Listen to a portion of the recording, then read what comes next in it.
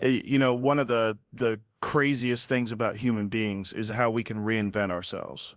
Like you can grow up in one culture, one system of belief, one way of living, and then completely shift, almost like a snake shedding its skin, or in this case, a butterfly coming out of the cocoon. That's exactly what this book, The Butterfly Mosque by Willow Wilson, is about. It's about a young American woman born and raised in Colorado who ends up finding Islam, moving to Cairo, and living this whole new life that's completely different from the world she came from. Now, first off, just think about that. We're living in a time when, for a lot of Americans, Islam is this super loaded word.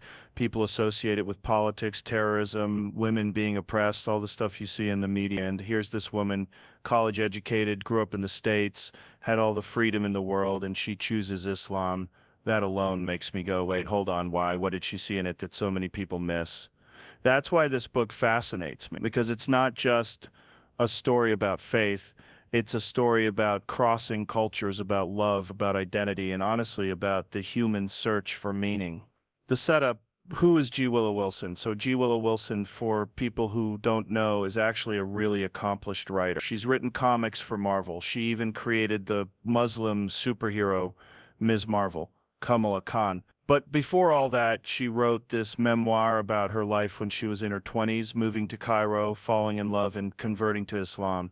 And the title, The Butterfly Mosque, it's perfect because butterflies are all about transformation.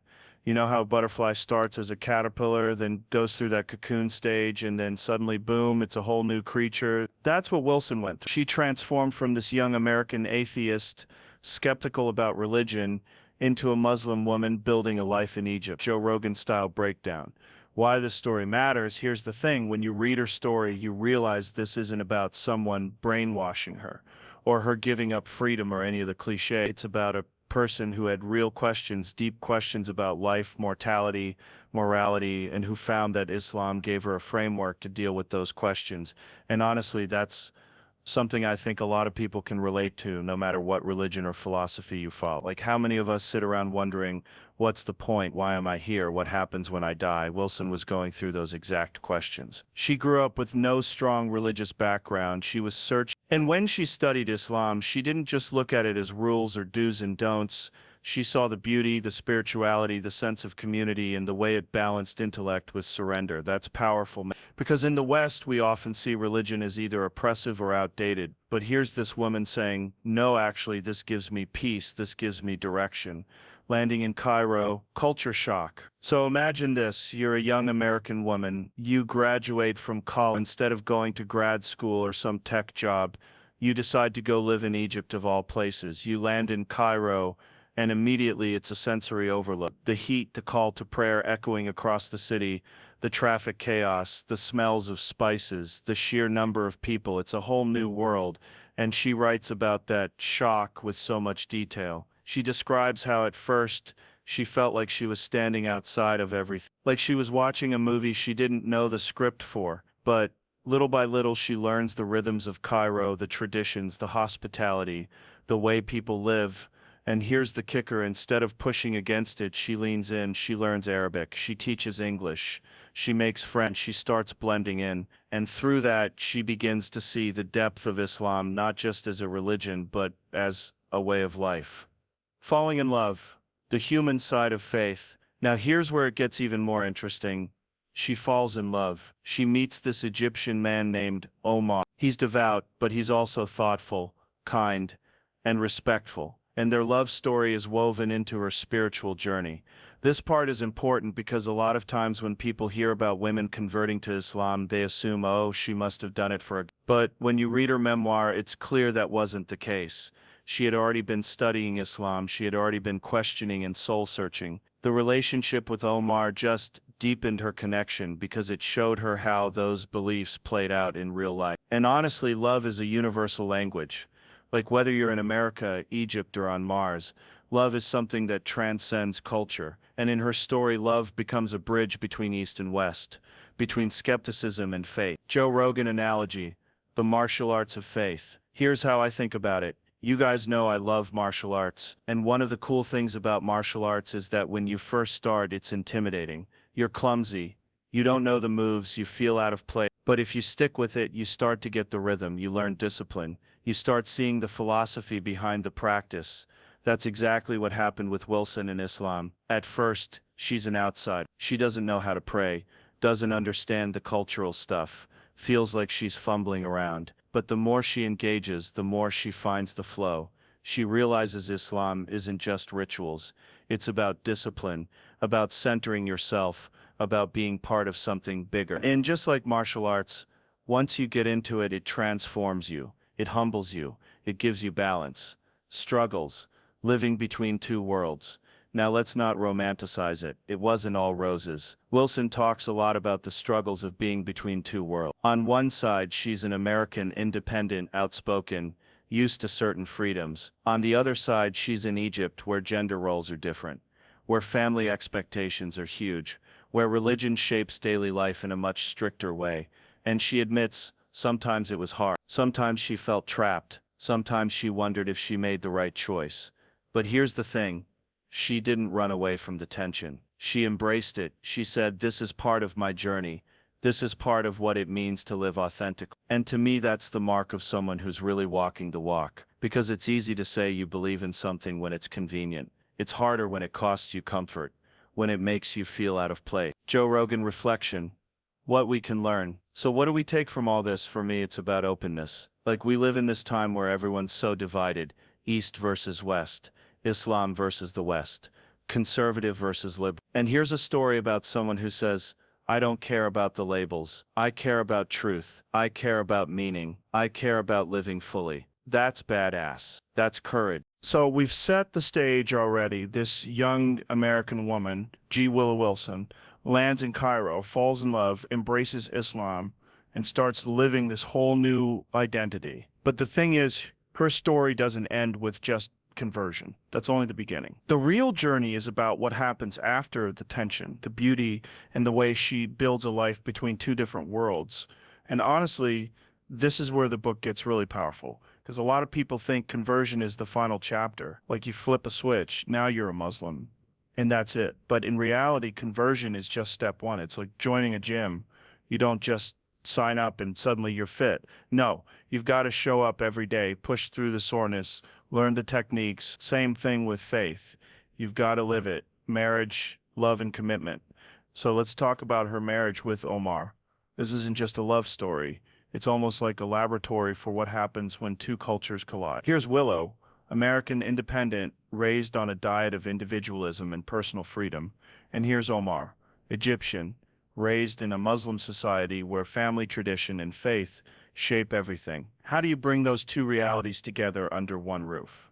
And yet that's what they do. Their marriage becomes this metaphor for her whole journey, because it's not about one side dominating the other. It's about compromise, respect, and finding common ground. She learns what it means to be part of a community that values faith at the center. He learns what it means to love someone who carries a different cultural lens.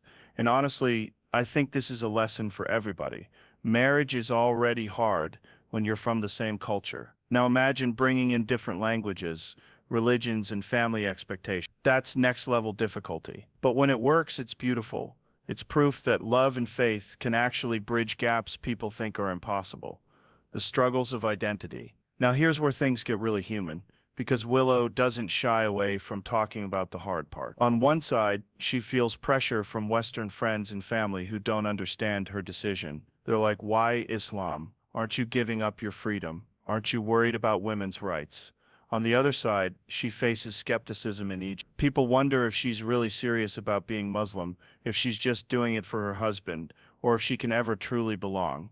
So she's caught between these two worlds, constantly being questioned, constantly having to prove herself. And man, that's heavy. Imagine always being asked to justify your life choices. Imagine being treated like a stranger in both places. But instead of collapsing under that pressure, she leans into it. She writes about the discomfort, the awkwardness, the times she felt like she didn't fit. And in doing so, she makes something universal out of her very specific journey. Because how many of us feel like we don't fully belong anywhere? How many of us are straddling different identities, whether it's cultural, political, or spiritual? The symbolism of the butterfly. Okay, let's pause here and talk about the title, The Butterfly Mosque. Why a butterfly? Because transformation is messy. Think about it. A caterpillar basically dissolves itself inside the cocoon. It turns into goo before it reforms as a butterfly. That's brutal, man. That's not some gentle hallmark moment. That's struggle, chaos, and rebirth. And that's exactly what Wilson went through. She basically dissolved her old self, her identity as an American atheist, her comfortable assumptions about the world, and let herself be remade into something new. And the mosque part? That's the anchor, the place of worship, the spiritual home, the structure that grounds the transformation. Put it together, and you've got this image of a fragile, beautiful creature, wings delicate but strong, taking flight from the foundation of faith. That's her journey in a nutshell. Joe Rogan reflection, the price of transformation. Now, one thing I kept thinking while reading this is transformation always comes with a price. People love the idea of reinvention. I want to start fresh. I want to be a new. But what they don't realize is that transformation means letting go of the old version of yourself. And that hurts.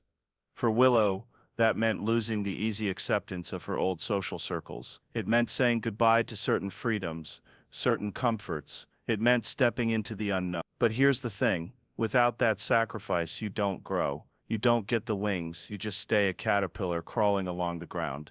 And that's something I think about a lot. Like, how many of us are stuck because we don't want to pay the price of growth? We want the result, but not the process. We want the butterfly wings, but we don't want the cocoon.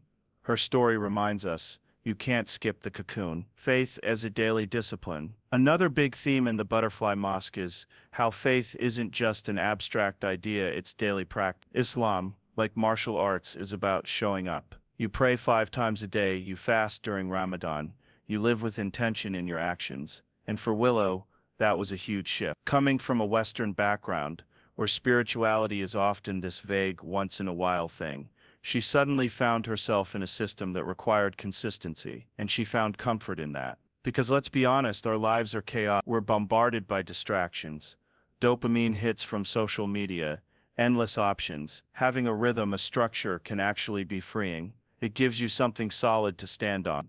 That's one of the insights she shares, that Islam gave her a way to structure her life, to anchor herself in something bigger than her own mood or whims. Bridging East and West. Now here's something really important. Wilson doesn't see Islam in America as opposite. She doesn't buy into that clash of civilizations narrative.